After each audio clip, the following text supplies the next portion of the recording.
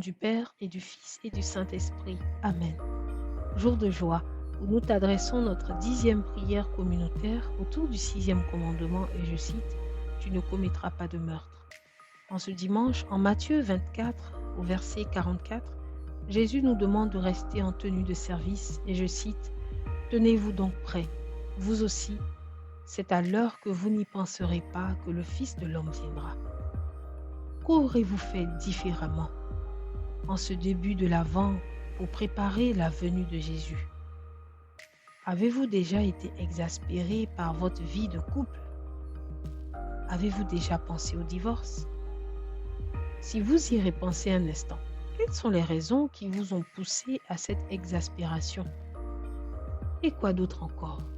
Reposez-vous plusieurs fois la question et listez les réponses. Ensuite, vous avez très probablement reconsidéré votre décision. Qu'est-ce qui vous a poussé à la reconsidérer? Listez encore toutes les raisons auxquelles vous pensez. Lesquelles des actions qui ont permis de vous faire reconsidérer votre exaspération étaient à l'initiative de votre conjoint ou de votre conjointe?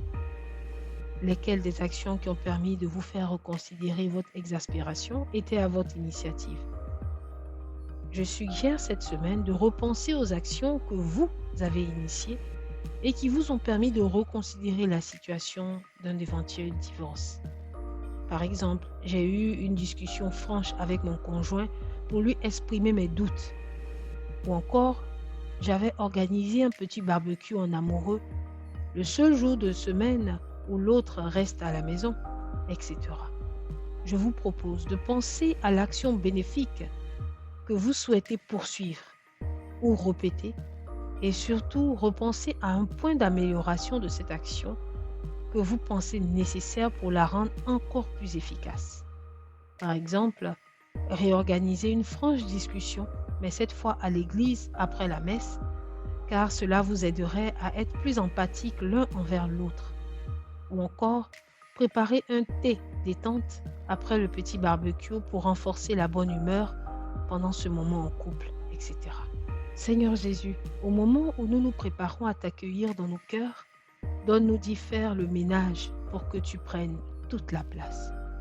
Car ta parole nous dit en Matthieu 24, au verset 43, comprenez-le bien, si le maître de maison avait su à quelle heure de la nuit le voleur viendrait, il aurait veillé et n'aurait pas laissé percer le mur de sa maison. Amen. Au nom du Père et du Fils et du Saint-Esprit.